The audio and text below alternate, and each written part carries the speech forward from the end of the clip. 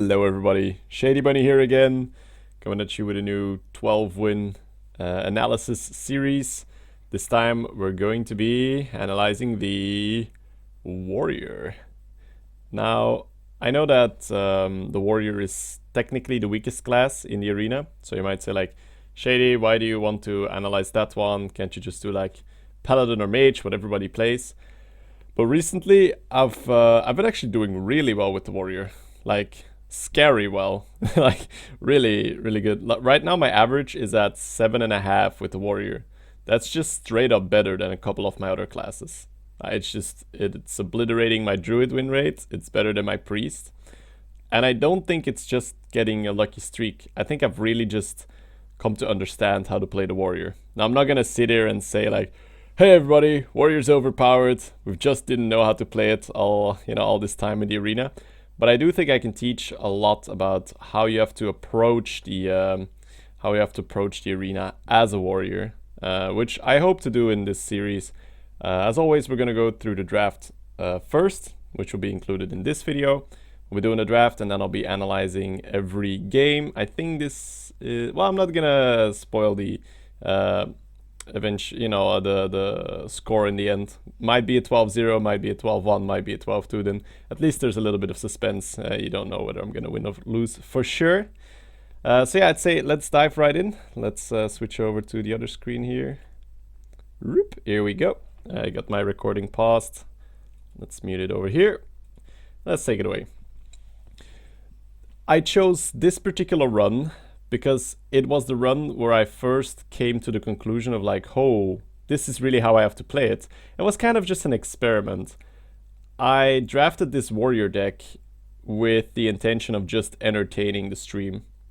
It was entertaining. It was very entertaining. It was essentially a super aggressive warrior deck that worked really well. And then I came to the conclusion, you know, I've been trying to build warriors slightly more control-ish, which is normal if you look at constructed warriors. They're like super control-ish.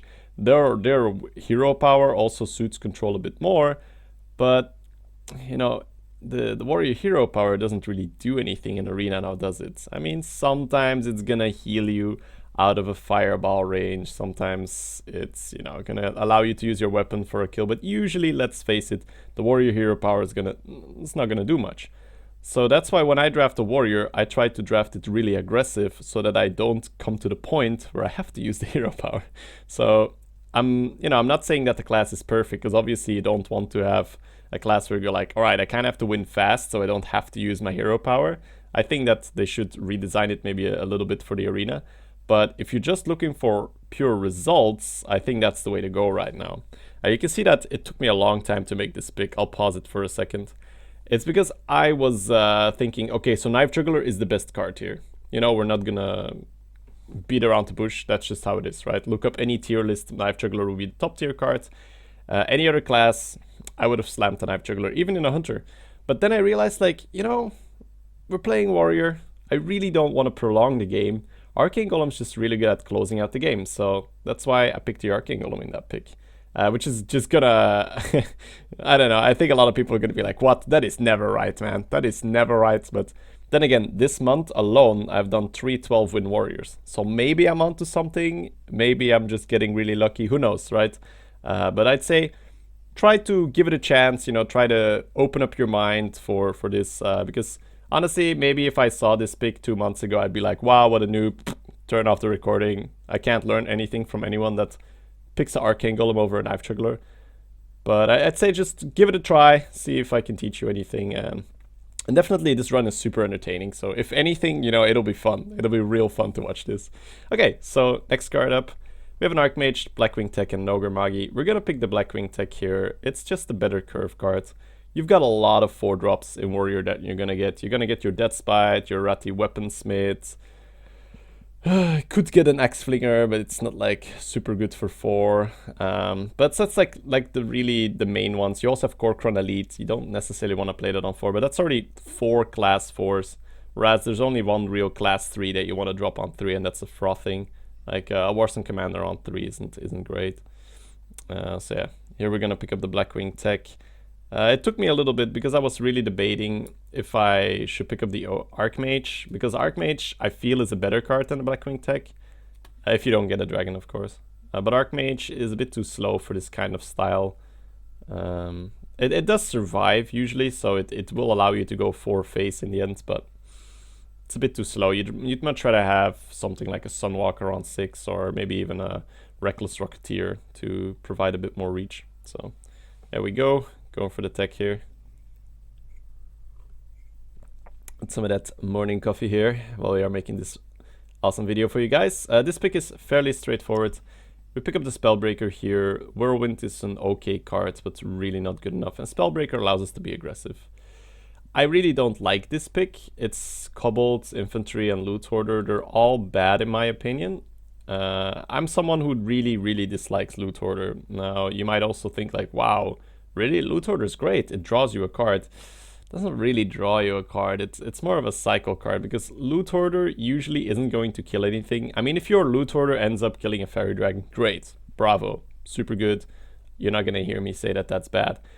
But let's say your opponent didn't play a Fairy Dragon and he played a Snow Chugger. You know, your Loot Hoarder is just going to die to his Chugger for free.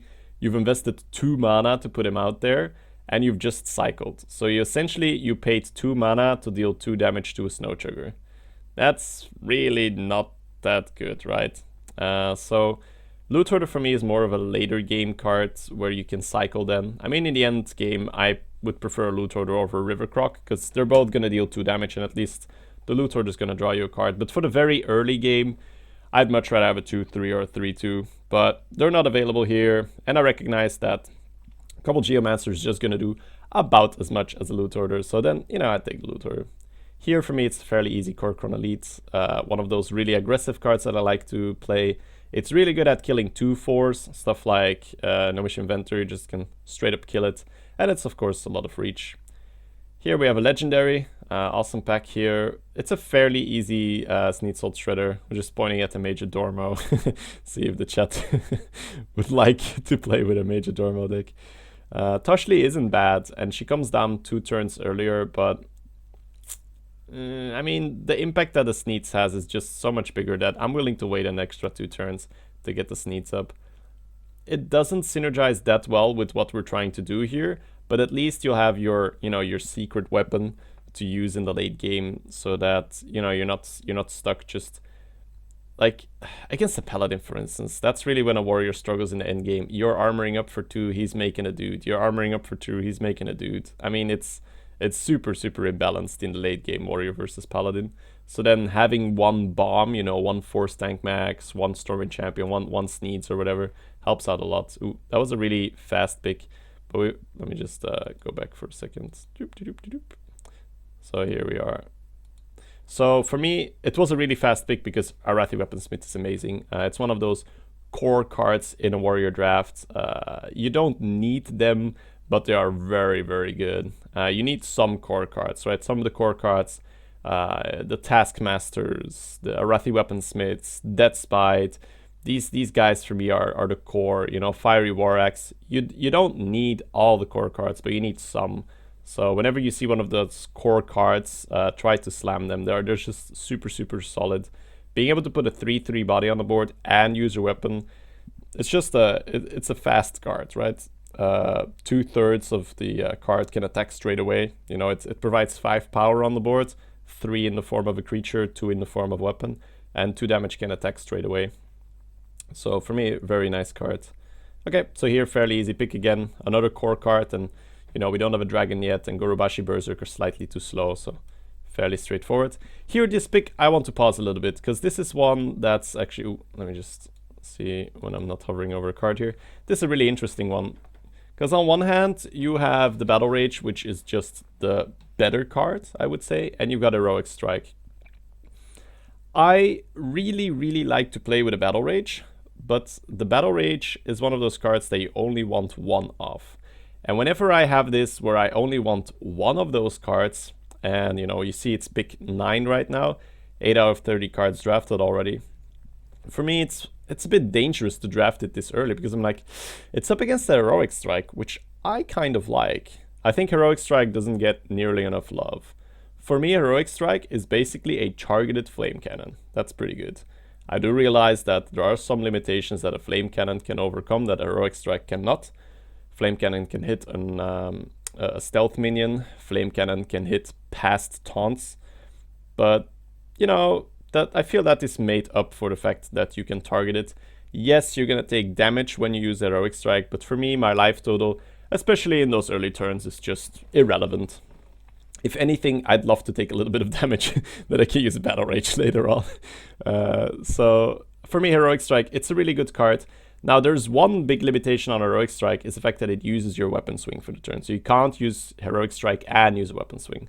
So it doesn't sound as good as a targeted flame cannon, but it's still good, right? It still deserves respect, I feel, in the draft. So that's why I'm going to pick up the Heroic Strike here, because I'd rather have 2 Heroic Strikes and 1 Battle Rage than 2 Battle Rages and 1 Heroic Strike, right? So I hope that makes some sense. Okay, this pick here for me is fairly straightforward. We don't have a 5-drop yet, and Siege Engine is an okay 5-drop. 5/5 for 5 with upside every time you armor. Yeah, at least your hero power is going to do something then. I feel like a lot of people would pick the Armor Smith here because she's so popular and constructed, but Armor Smith really doesn't do anything in Arena. It's a 1/4 body for 2. The armor that you gain is fairly irrelevant. Life total in general is just fairly irrelevant in Arena, guys. That's why I don't like the Warrior hero power. Alright, next up, we have Cleave and Fen Creeper. You know, Dragonhawk not really a contender here. Cleave is just really good. It's really solid removal. It allows you to recover from a bad start. You know, your opponent has a Fairy Dragon and a Bloodfed Raptor on the board. Pew, pew. Dead for 2 mana. That's a 2 mana swing. Your opponent just lost 4 mana worth of cards. You've only lost 2 mana worth of cards. So good value and tempo play. Alright, here this pick for me is fairly obvious once again. I see Ogre Warmaul, which I don't really like. I mean, I've picked Ogre Warmaul before when I really had 0 weapons, and you know, it does something, but just usually not enough. And now I've got Reckless Rocketeer, which for me is a great card for the end game. Allows you to charge out for another 5. So remember what I was talking about the limited late game you have as a warrior. Your hero power doesn't quite do anything. It's kind of hard to outvalue people in the late game because they get value from the hero power. Say a shaman, a paladin, even a priest gets value from his hero power in the late game. We as warriors unfortunately do not. That's why we try to make sure that there is no end game. We just kill them when it comes to that. So Rocketeer is very good at closing out a game. You know, something that you might do quite a bit is Arcanite Reaper someone on 5, deal 5 damage, have your Arcanite Reaper equipped, then play a Reckless Rocketeer on 6, and then deal 10. You've just dealt 15 points of damage for 2 cards over 2 turns. That is quite ridiculous, right? So if you can bring your opponent down to 15 life total and he can't taunt or heal, you can just win the game with that 2 card combination. Now, I'm not saying that's something you should aim for, but it's something to keep in mind, right? It's like, oh, you know, I can just close out the game there. So I'm also not saying that you should never trade with a warrior, but keep in mind that, ooh, I can do a lot of burst damage as a warrior. So always look for the lethal, try to set up 2-turn lethal. Which will definitely be discussed in the games that I'm going to dissect for you. Give me my thoughts. Next up, Battle Rage. Easy pick here. It's what we were speaking about earlier. We wouldn't want 2 Battle Rages because they get a little bit clunky. You don't want 2 Battle Rages in your hands. I can't really do much, but 1 Battle Rage is amazing. Here, pick is fairly easy. We needed a 2-drop. That was a 2-drop. Once again, we had enough 4-drops already. We had a Spellbreaker, Corcoran Elite, and 2 Ratty Weaponsmiths. So with only 1 Loot Hoarder, which I don't really call a 2-drop, the pick was a very easy River Croc. And for the same reason, it's a very easy Fairy Dragon here. Ship's Cannon is fine, but Fairy Dragon is just slightly above that. Also, the fact that it's a 2/3 isn't amazing in Warrior. We don't really have a ping, unless we have a Taskmaster. You could take that as a ping. Here, once again, fairly easy River Croc for me. We need more 2-drops. South Sea Deckhand, you might say, is great in Warrior, but at this moment I only have 2 weapons, so I can't guarantee enough weapons that this will always have charge. And the South Sea Deckhand that doesn't always have charge is just not as good. In Rogue, I would have been a bit more lenient towards the South Sea Deckhand because your dagger is always there. Okay, here, Execute, really easy. It's good removal. It's not like insane. Crush, I feel, is better than Execute because you can, you know, damaging one of your own minions. You can do it like prep work, whereas damaging one of his minions, that usually, you usually want to execute a big guy, right? So if you want to execute a big guy, you're going to have to damage the big guy, which usually means that you're either going to have to ram your face into the big guy or sacrifice a minion. Whereas Crush says you have to damage one of your own minions, which you can fairly easily do with, a trait that you make the turn beforehand, or, just planning, essentially, just planning. I feel like Crush is a really good card, but Crush is an epic, of course. Now, why do I bring up Crush? Because Crush and Execute do very, very similar things. They just destroy a minion. Crush, of course, is really good also against Sunwalkers. To execute a Sunwalker, you would have to damage them first to remove the shield, and then damage the Sunwalker itself. I really like to have 1 to 2 hard removals in Warrior. So 1 to 2 executes, or 1 execute and a Crush. That's pretty good. But I don't know. I'd rather have 1 execute, 1 Crush. I know that's greedy to go for an epic card, of course. Because here, it's a good example, right? Here we get the second execute offered, but I'm going to go for the Kor'kron Elite because I feel like I don't have enough reach yet to justify this aggressive drafting style. So reach gets better with more reach. Reach being the ability to deal damage to your opponent from the hand, essentially. Now that can be a bit weird with like a stealth minion. Stealth minion could also be considered as reach because you can just put it down, your opponent can't interact with it, and then you can go face, but that's obviously a bit more susceptible to being removed by AoE or taunts. So. But yeah, Kor'kron Elite, good example for reach. Extra damage that we can use to close out the game.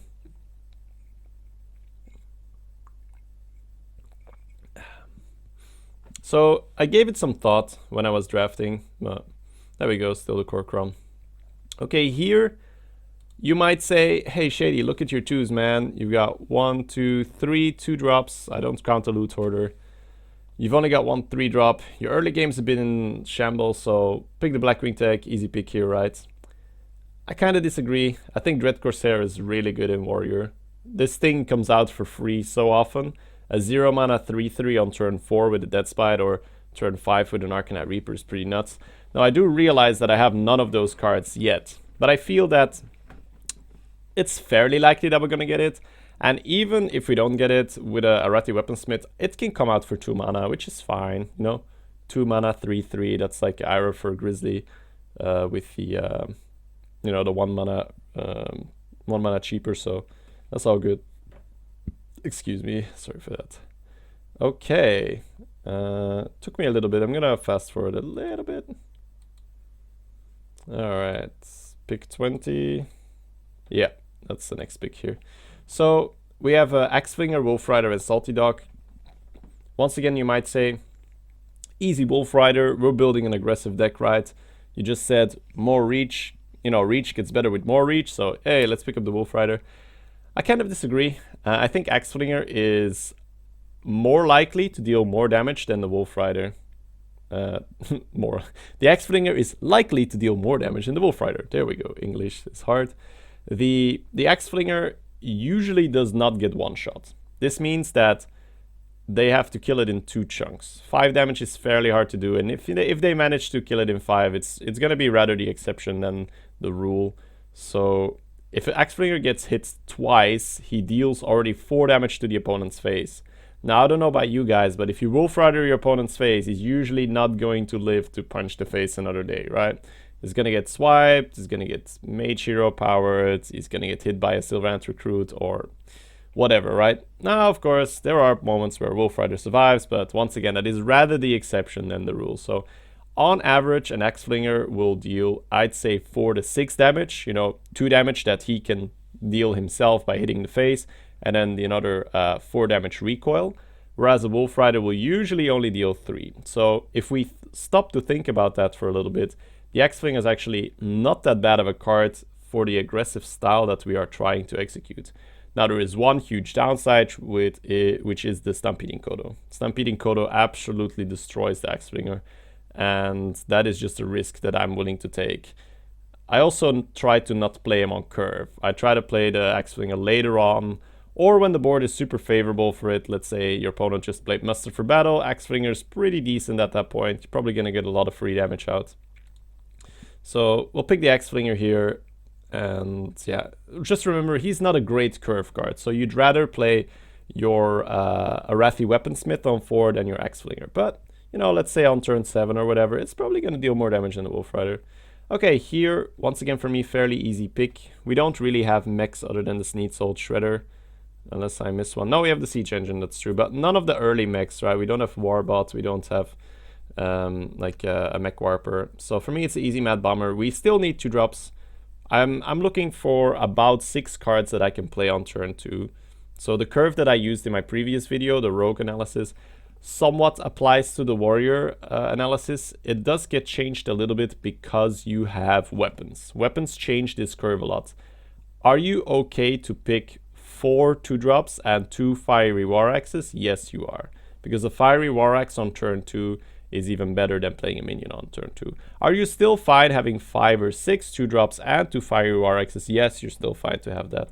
Now, it's just a bit of a, how is your deck going to win? Does your deck need early board control and snowball? Or is your deck more of a, I'm going to just survive the early turns and then burn the opponent out? This deck is more of a, I'm going to survive the early turns and then burn the opponent out. This deck does not have great board control in the early game right now. I mean, I have 1 3-drop and I don't have enough 2-drops yet.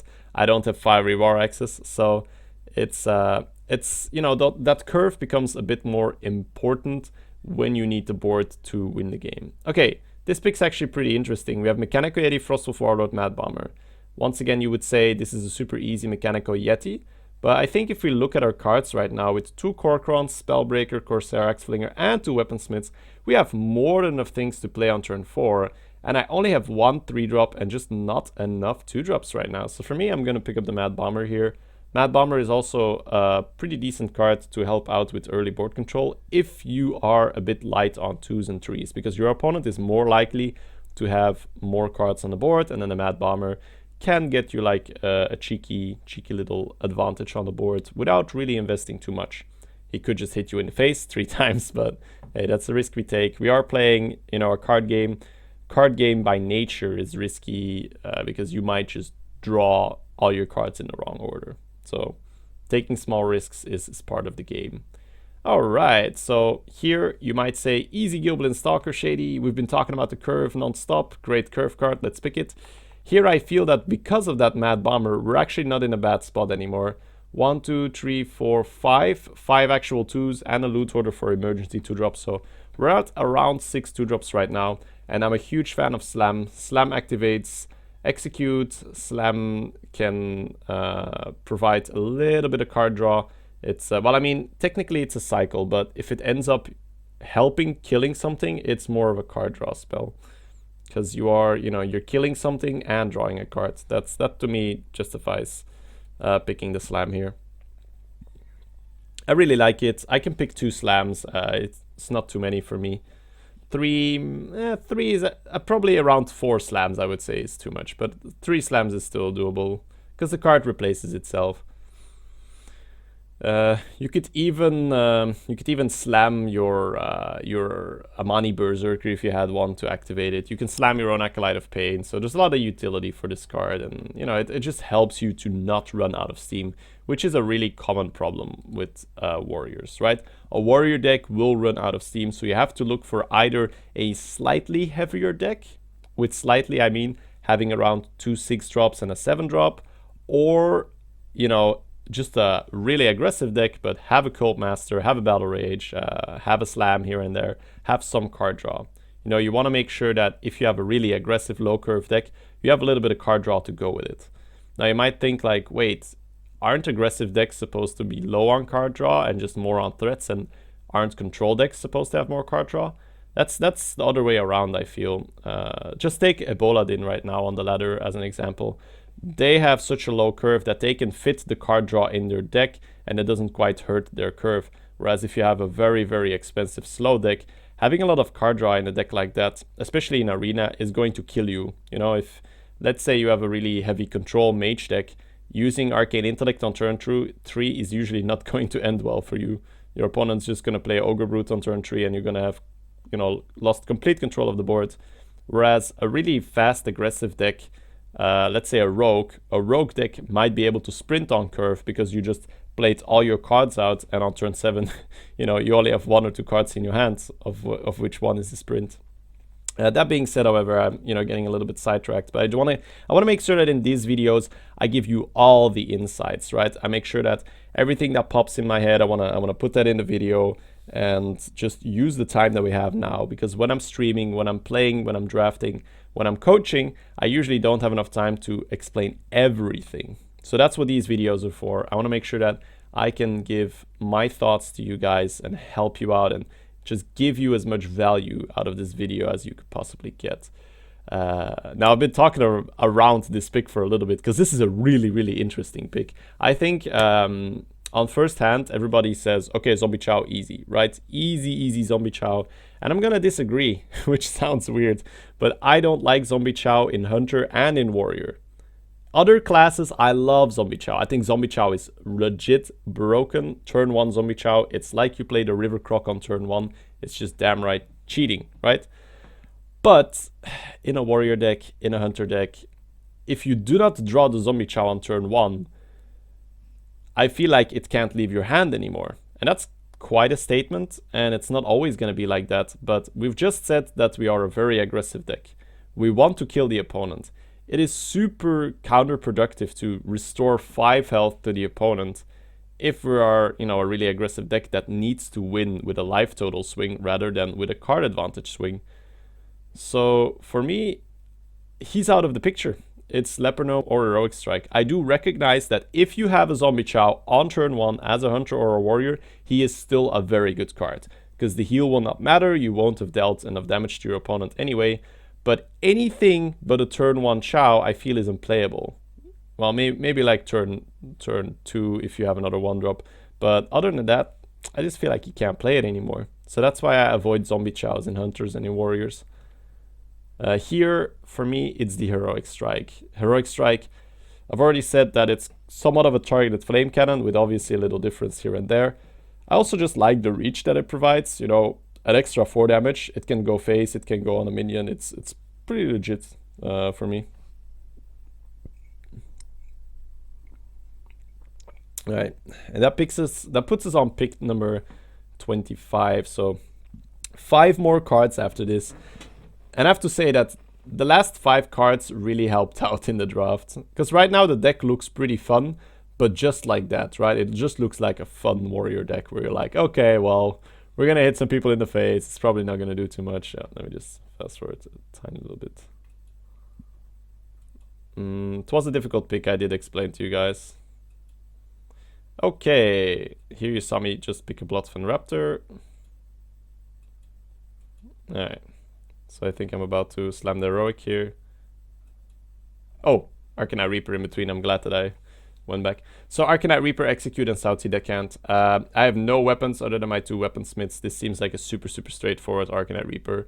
As I said, Arcanite Reaper on turn 5 and Rocketeer on turn 6 is a grand total of 15 damage over 2 turns for 2 cards, which is pretty legit. Here, Bloodfen Raptor, I like it more than River Croc in Warrior. 3 2s more than 2 3s in Warrior, because we don't have a ping. Maybe if I had 2 Taskmasters, it'd be the other way around. I would have liked a River Croc more than the Raptor, but here it's fairly easy. Hey, second Arcanite Reaper, that's great. Helps with our weapons, because we are fairly low on weapons, right? We don't have any standalone weapons other than the Reapers now. So that's why I said these last 5 cards really helped out. Having the double Reaper is actually really good.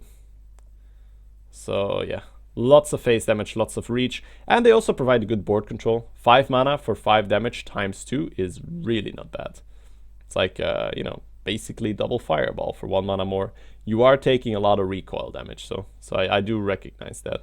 And that is obviously a downside, but your life total is there to be used. Right? If you win the game on 5 HP or on 30 HP, it really does not matter. That's why I like the weapon classes. It rewards the people that have a bold playstyle, people that are not afraid to dip low using their face to attain the board control. So for me, it still took me a little while to pick this card. I'm not sure why. I think I was just laughing my ass off, yeah. All right, cool. Here, for me, it's a fairly straightforward Warbot, which you might think like, really? Warbot? Doesn't that card suck? Yeah, it's not great. It's really not great, but it helps with early board control. It can damage something for an execute. It can get hit by Mad Bomber, which might enrage it. It's, you know, it just helps out with early board control. Wind Fury Harpy is just never going to connect with my deck. I don't have enough board control to make sure that on turn 6 I can keep a Wind Fury Harpy alive. And No Morgan Infantry, yeah, it's a 3-drop. Yeah, it deals 1 damage, but let's face it, it has 1 stat point more than the Warbot for 2 extra mana. So yeah, you're paying 2 extra mana and, you know, you get an extra stat point and you get charge and taunt, but I just don't feel like I have anything that gives the infantry that little punch that it needs. I don't have Taskmaster. If I had Taskmasters, I could have probably... On the other hand, Taskmaster with Warbot is also really nice synergy. Yeah, even with Taskmasters, I would still pick the Warbot, so...